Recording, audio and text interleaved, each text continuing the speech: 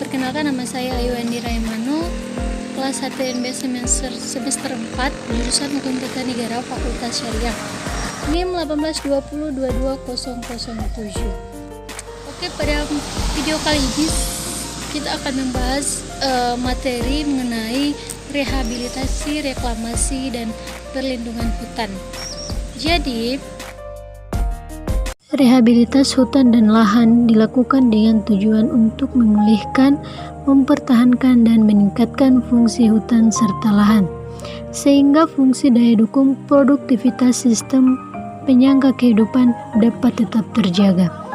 Bentuk-bentuk rehabilitas hutan dan lahan adalah reboisasi, penghijauan, pemeliharaan pengayaan tanah, atau penerapan teknik konservasi tanah secara vegetatif dan sipil teknis pada lahan kritis dan tidak produktif.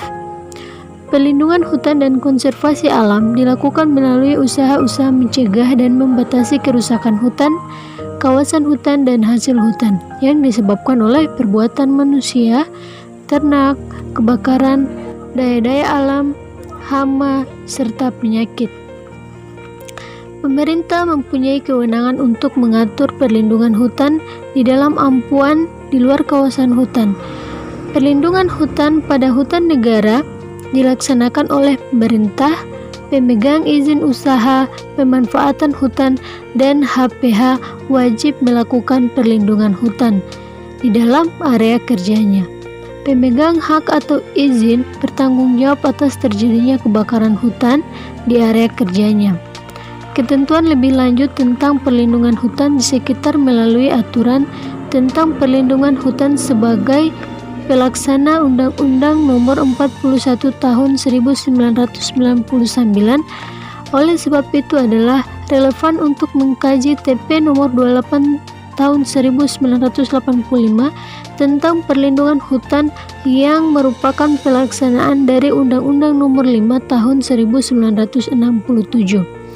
Pada tanggal 18 Oktober tahun 2004, pemerintah mengungkapkan atau mengumandangkan PP Nomor 45 Tahun 2004 tentang perlindungan hutan atau disingkat dengan LN Tahun 2004 Nomor 147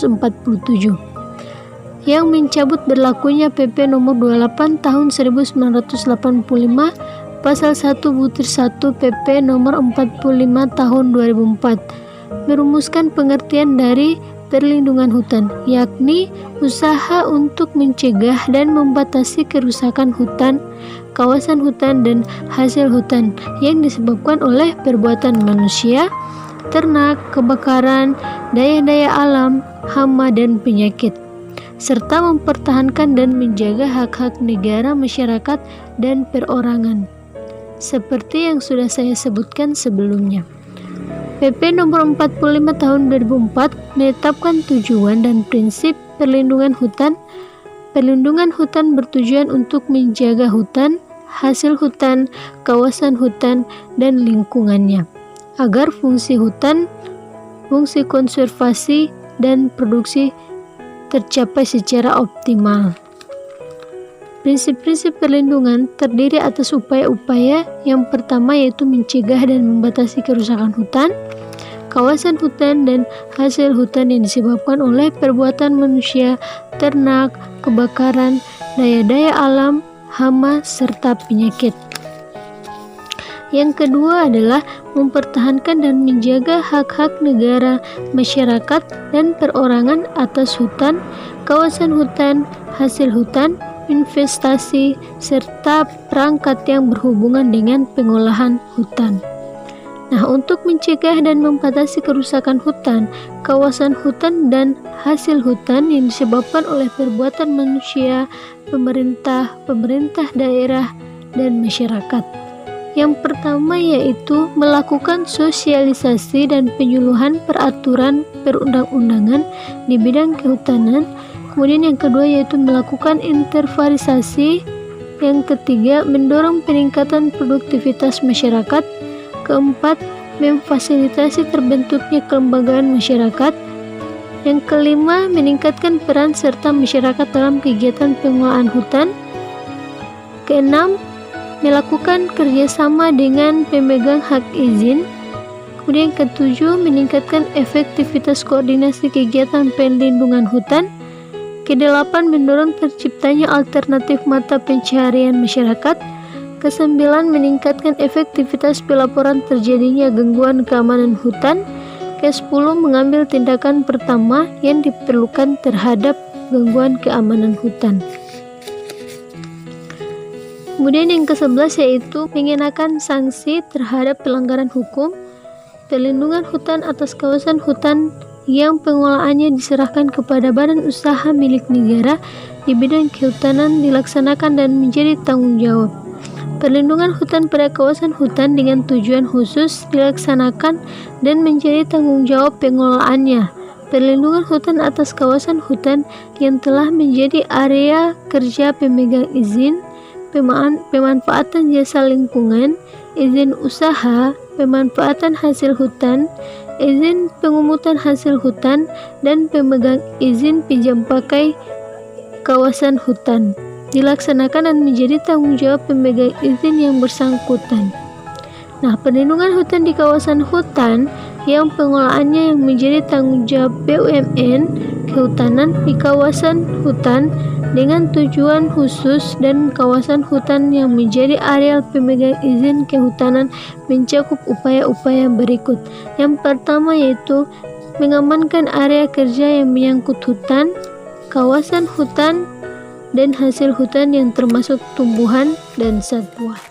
Yang kedua yaitu mencegah kerusakan hutan dari perbuatan manusia dan ternak, kebakaran hutan, hama, dan penyakit serta daya-daya alam. Yang ketiga yaitu mengambil tindakan pertama yang diperlukan terhadap adanya gangguan keamanan hutan di area kerjanya.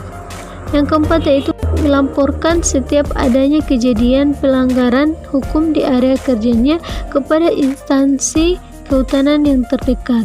Kemudian yang kelima yaitu menyediakan sarana prasarana serta tenaga pengamanan hutan sesuai dengan kebutuhan perlindungan hutan atas kawasan pengelolaannya diserahkan kepada masyarakat adat dilaksanakan menjadi tanggung jawab masyarakat adat.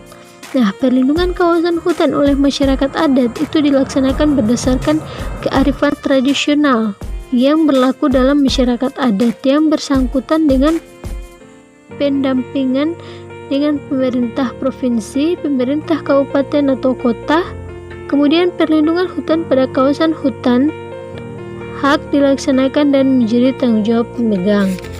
Kemudian perlindungan kawasan hutan oleh pemegang hak mencakup yaitu yang pertama, gangguan dari pihak lain yang tidak berhak mencegah pemadaman dan penanganan dampak kebakaran, penyediaan personil dan sarana prasarana perlindungan hutan. Kemudian yang keempat yaitu mempertahankan dan memelihara sumber daya air. Yang kelima melakukan kerjasama dengan sesama pemilik hutan hak. Kemudian pengolahan kawasan hutan dan pemegang izin pemungutan dan masyarakat. Perlindungan hutan juga dilakukan dengan mewajibkan tiap pengangkutan hasil hutan wajib dilengkapi dengan syarat keterangan sahnya hasil hutan sehingga dapat dihindari terjadinya pemanfaatan hutan yang secara berlebihan atau secara tidak sah. Nah, pengertian dilengkapi dengan syarat syahnya hutan adalah yang pertama yaitu asal usul hasil hutan dan tempat tujuan pengangkutan tidak sesuai dengan yang tercantum dalam surat keterangan sahnya hasil hutan.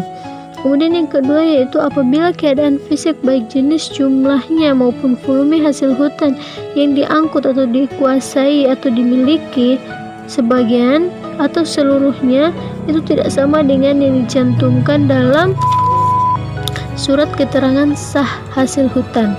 Kemudian yang ketiga yaitu pada waktu dan tempat yang sama tidak disertai dan dilengkapi surat-surat yang sah. Nah, sebagai bukti, selanjutnya surat keterangan sahnya hasil hutan masa berlakunya telah habis. Dan yang terakhir adalah hasil hutan tidak mempunyai tanda sah hasil hutan. Nah, perlindungan kawasan hutan produksi dari gangguan ternak dilakukan dengan cara penetapan lokasi pengembalaan ternak yang ditetapkan oleh kepala unit pengolahan hutan. Nah, perlindungan hutan dari kebakaran dilakukan dengan cara penetapan norma larangan bukan pembakaran hutan tanpa izin. Norma larangan pembuangan benda-benda yang dapat menyebabkan kebakaran. Mungkin hanya itu yang bisa saya jelaskan dari materi yang telah disampaikan oleh dosen saya sebelumnya. Mohon maaf jika masih banyak salah kata. Billahi taufiq wal hidayah. Wassalamualaikum warahmatullahi wabarakatuh.